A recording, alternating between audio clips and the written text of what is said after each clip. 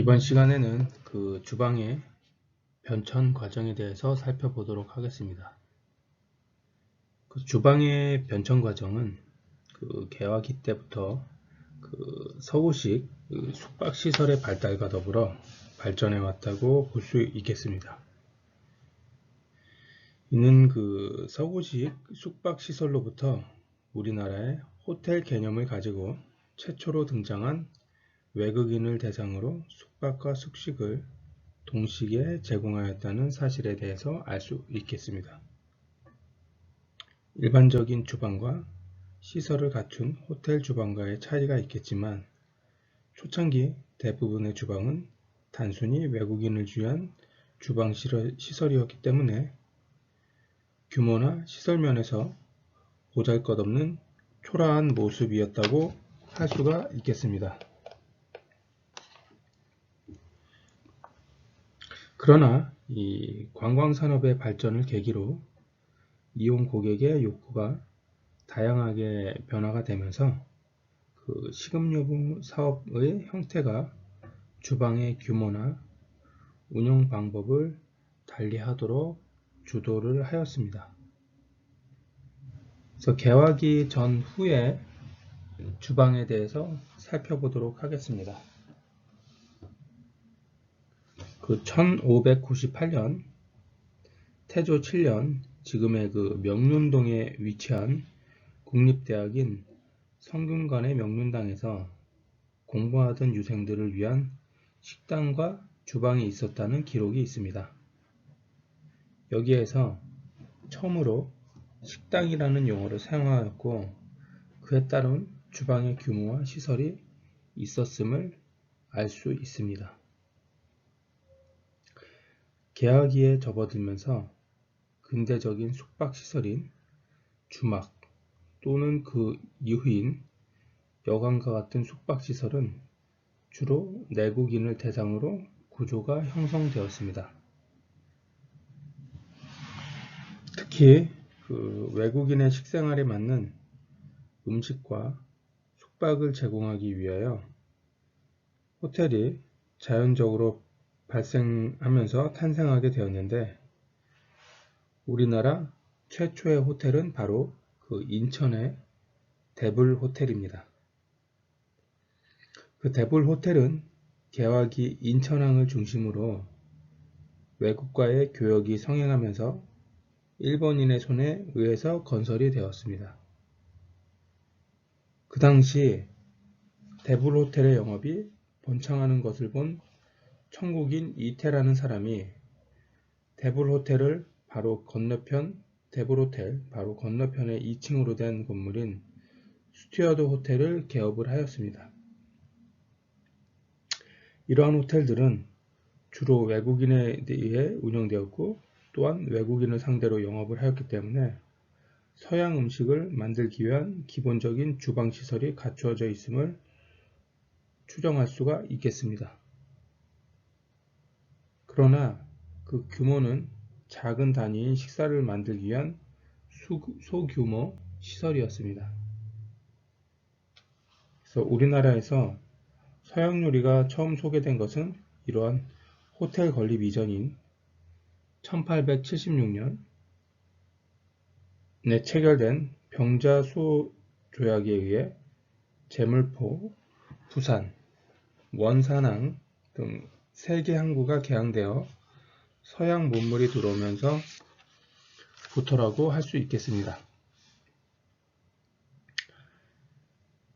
그러나 그 이전 궁중에 양식 주방이 설치된 시기는 1840년경 윤비가 살던 낙선제와 대왕전에서였다고 볼 수가 있겠습니다. 한편 서울에서 가장 먼저 세워진 양식 호텔은 1902년 독일인 스톤텍이 세운 손탁 호텔이라고 들 수 있습니다.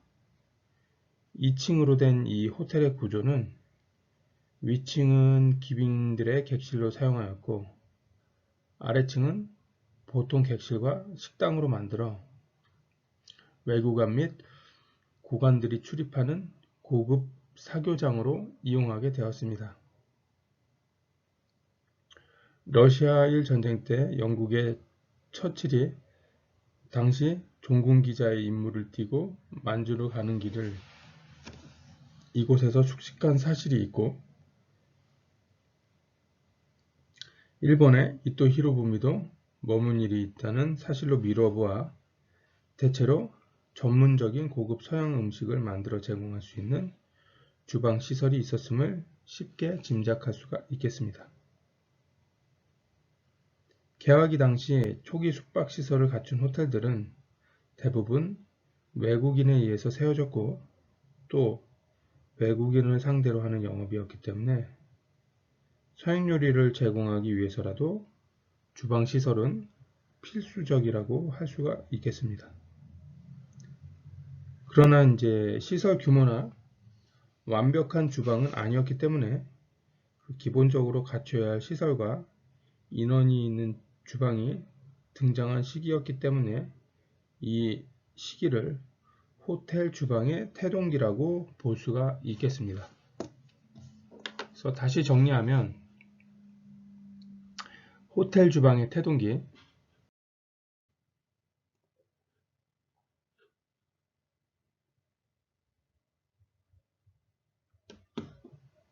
다음은 그 일제시대의 주방에 대해서 살펴보도록 하겠습니다.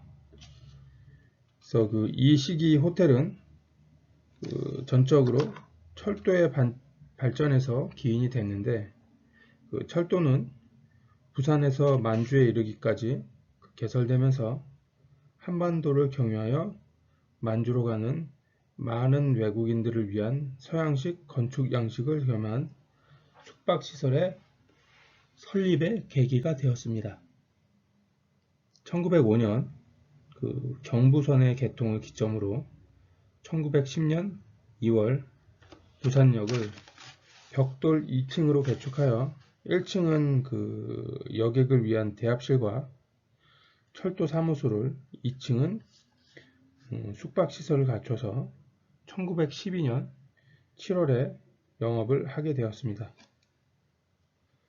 또한 1912년 8월에 신의주 역사를 서양식 숙박시설로 개보수하면서 부산역 호텔과 신의주역 호텔이 역사를 겸비한 서구식 철도 호텔로 탄생하게 되었습니다. 1914년에 본격적인 서구식 시설과 규모를 갖춘 숙박시설인 조센호텔이 탄생하게 되었습니다. 이 호텔에서는 전 조선기자 대회가 개최되어 호텔이 연회장 겸 회의장소로 이용되는 특기할 만한 사실로 부각이 되었습니다. 이 시기를 기점으로 호텔 주방은 인원 구성이나 음식 상품의 제공 면에서도 비약적인 전환기를 맞이하게 되었습니다. 당시 시대적인 상황으로 보아 조선호텔의 주방은 주로 일본인으로 구성되었으며 서양 요리를 직접 만들었기 때문에 외국인들의 이용이 좀 많았습니다. 또한 우리나라의 서양 요리를 전래한 것도 일본인이다. 그리고 이 시기에 서양 요리 발전에 크게 이바지한 서울역 그릴이 1925년에 본격적인 영업을 하면서 케이터링 산업의 발전의 시초가 되었습니다. 일제시대의 조선호텔과 서울역 그릴 식당, 그리고 각 철도 역사의 철도 호텔 식당, 호텔 객실의 서구화 현상이 점차 확대되면서 호텔 주방 역시 과도기를 맞게 되었습니다. 대부분의 호텔 주방은 단순히 외국 음식을 만들기 위한 기본적인 공간과 시설 및 인원이 배치되었으며 운영 방법 또한 단순하였습니다. 다시 한번 살펴보면 일제시대 주방은 전적으로 철도가 발전해서 기인한 시기라고 할 수가 있겠습니다.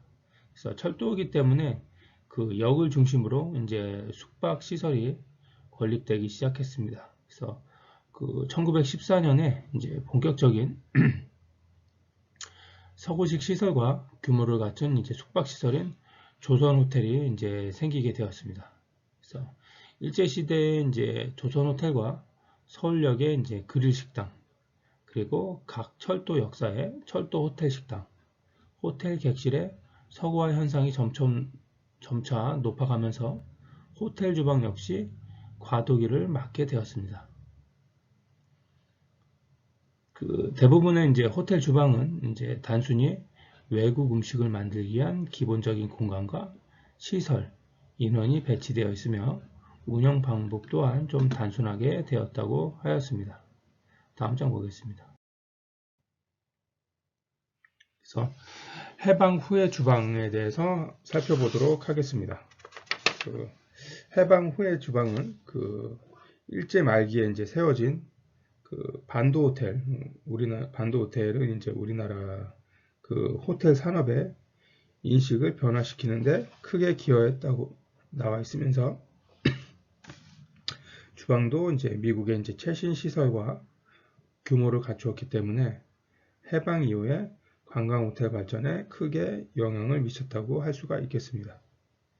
그래서 일제 시대를 마감하면서 우리의 해방의 기쁨을 제대로 느껴보지도 못한 채 비극적인 남북 분단과 6.25 전쟁 등으로 인해 1960년대 이전의 관광산업은 실로 보잘것없다고 할 수 있겠습니다. 이 시기에 이제 특이할 만한 사실은 민영 호텔이 탄생하기 시작했다는 것입니다. 교통부에서 관여하는 호텔도 있었는데 주로 민영 호텔이 주류를 이루면서 사업자는 고객들에게 다양한 식음료를 제공해야만 수익에 영향을 미친다는 사실을 체험적으로 터득하여 대부분 주방 구조를 현대식으로 이제 개축하려고 이제 노력을 하였습니다. 그래서 이제 1952년에 대원 호텔이 개관을 하고 1955년에 금호장 호텔, 그 다음에 1957년에 해운대 관광 호텔, 그 다음에 사보이 호텔, 뒤이어서 온양 호텔, 그 다음에 1959년에 대구 관광 호텔과 유엔 센터 호텔, 그 다음에 1960년대에는 설악산과 관광 호텔과 메트로 호텔이 개관을 하였습니다. 이처럼 이제 계속적인 호텔 건립에도 불구하고 이 시기에 호텔은 불과 10개에 지나지 않았는데 60년대 이후에 관광사업 기반을 구축하는 데는 중추적인 역할을 담당하였다고 볼 수가 있겠습니다. 그래서 각 호텔마다 이제 현대식 주방 규모와 시설 및 인력을 확보하여 국제 경쟁력에 도전하려는 의지로 보아 호텔 주방 발전의 개발기에 접어들었다고 볼 수가 있겠습니다.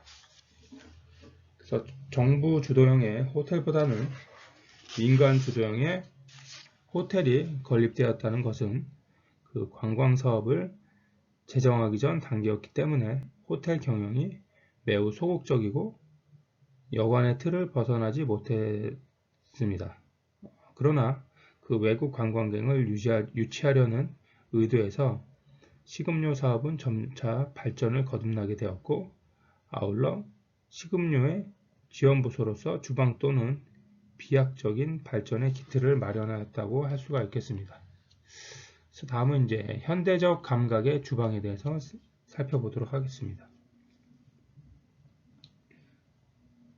그래서 관광산업에 대한 이제 전반적인 법적 기반을 갖추고 이제 활발하게 움직임을 보이면서 계속적인 이제 정부의 정책 지원과 꾸준한 민간 기업들의 노력으로 외화 획득 산업으로 발전을 거듭나게 되었습니다. 그래서 국가 전략 사업으로 이제 관광은 특히 이제 호텔 분야의 이제 집중적인 이제 개발과 또 발전을 시도하게 되었고 국가의 이제 경제적 안정과 국민의 문화 의식 수준이 이제 국제적 감각을 갖게 된 이후 외래 관광객의 북측은 곧 호텔 식음료 사업의 촉진제 역할을 하였습니다. 그래서 이제 1963년에 이제 우리나라 국내에도 최초의 리조트 호텔이 들어서고 현대식 주방과 식당과 영업을 하게 된 그 워커힐 호텔이 외식 산업 발전에도 이제 지대한 영향을 끼쳤습니다. 그래서 이로써 이제 본격적인 현대적 시설과 장비를 갖춘 호텔 주방이 우리나라에도 모습을 보이게 되었습니다. 그래서 1970년대에는 이제 구 조선 호텔을 재건설하여 개관한 지금의 조선 호텔이 국제 수준급의 대형 호텔로서 최초의 외국과의 합작 투자로 이루어진 호텔이었기 때문에 호텔의 모든 시설과 인력이 이제 외국과 공동으로 운영된다는 점에서 획기적인 방법이란 평가를 받았습니다. 그래서 1970년대부터 이제 전국적으로 이제 관광 호텔이 이제 등급화 제도가 되면서 호텔 서비스는 국제 수준화하는데 크게 기여했을 뿐 아니라 호텔에서 국제적인 대규모 행사를 유치하는 등 호텔 산업은 성숙기에 접어들게 되었습니다. 그래서 호텔 주방 역시 이제 점차적으로 이제 발전하고 그 호텔마다 이제 각 업장이 있잖아요. 그래서 그 주방의 역할이 이제 세분화돼서 그 현대적 감각의 호텔들은 계획 초기 단계부터 저 합리적인 주방의 규모를 배치 설정하여 주방 시설과 장비를 인체공학적 측면에서 작용하는 등 국제 수준에 접어들게 되었습니다. 그래서 요약해 보면 이제 그 해방 후의 주방은 호텔 주방의 이제 개발기였다.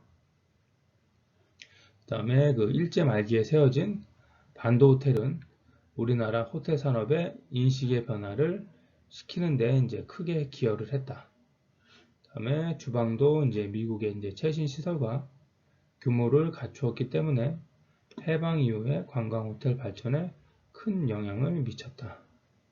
그다음에 이제 각 호텔마다 그 현대식 주방 규모와 시설 및 인력을 확보하여 국제 경쟁력에 도전하는 의지가 강했다. 그래서 이제 현대적 감각의 이제 주방을 살펴보면 1963년에 우리나라도 이제 최초의 리조트 호텔로서 그 현대식 식당과 주방을 이제 갖추고 또 영업을 하게 된 워커힐 호텔은 그 외식 산업 발전에도 지대한 영향을 끼쳤고 본격적인 이제 현대적 시설과 장비를 갖춘 호텔이었다고 우리나라에서도 이제 모습을 보이게 되었습니다. 그래서 다음은 이제 주방의 이제 변천 과정에서 단체 급식의 주방에 대해서 이제 살펴보도록 하겠습니다. 그래서 80년대 이제 초부터 그 외식업계 이제 외국인 체인 그 패밀리 레스토랑과 그 외국계 패스트푸드점 그 다음에 단체 급식, 학교 급식의 이제 체계적인 시스템을 겸비해서 우리나라에 이제 진입하게 되었습니다. 그래서 급속한 이제 발전도 가져왔고 그 다음에 특히 이제 국제적인 행사를 기점으로 고품격 서비스를 동반한 이제 패밀리 레스토랑이 외식업계를 주도하기 시작하였습니다. 그래서 아담한 시설과 업장 분위기에서 이제 대형 주방과 시스템적 시설을 갖춘 주방의 등장은 운영 기법과 인적 자원의 활용 방안을 새롭게 전환시키기에는 이제 손색이 없었습니다. 또한 그 단체 급식의 주방은 식수 인원의 규모가 주방의 규모를 확대시키는 데 주력하였습니다.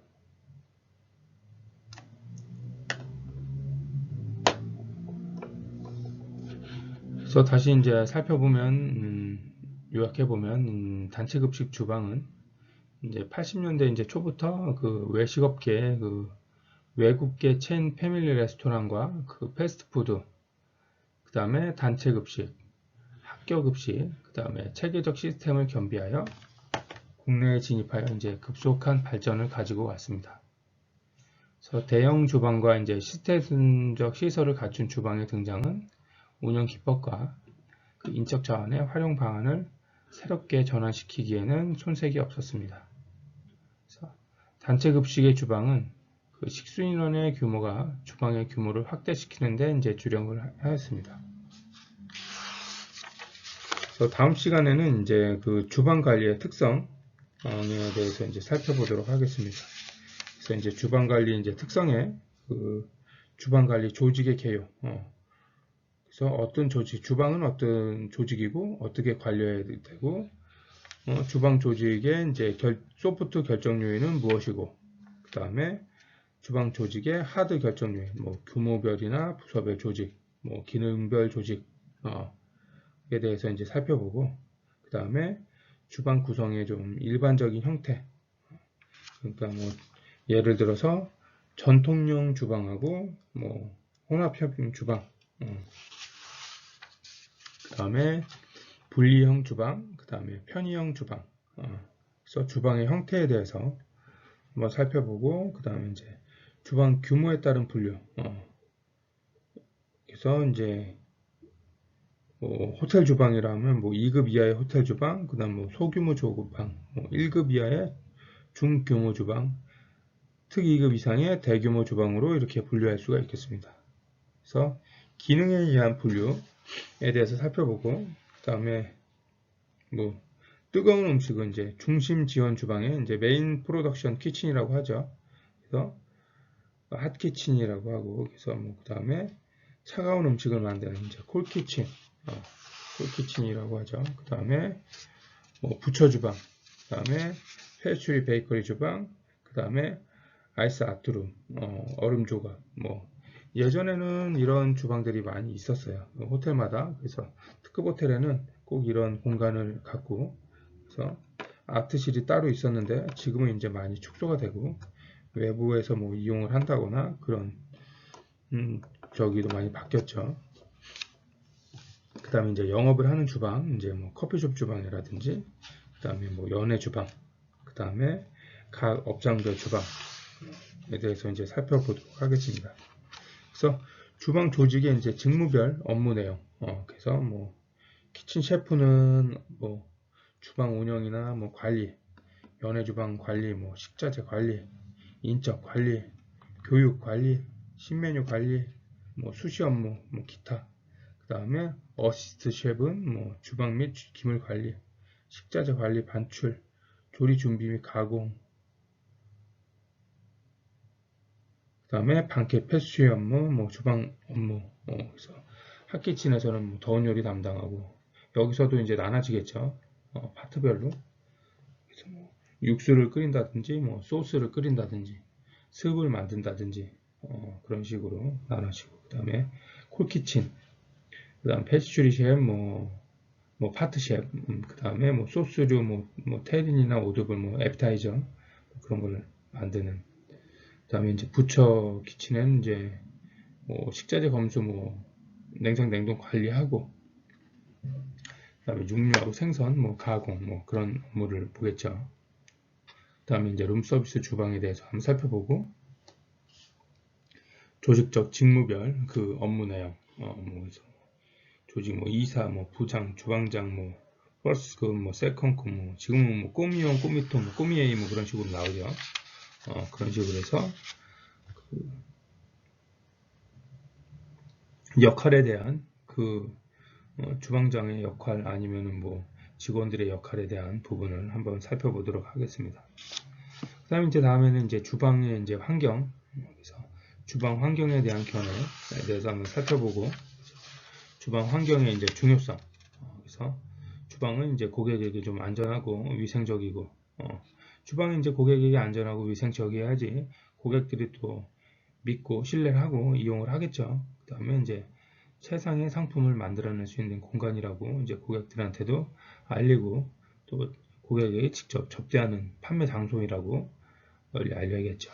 그 다음에 이제 주방 환경의 이제 구성 요소, 그래서 인적 자원 요소, 뭐 시설적인 요소, 그다음 기타 요소, 그런 식으로 해서 살펴보도록 하겠습니다.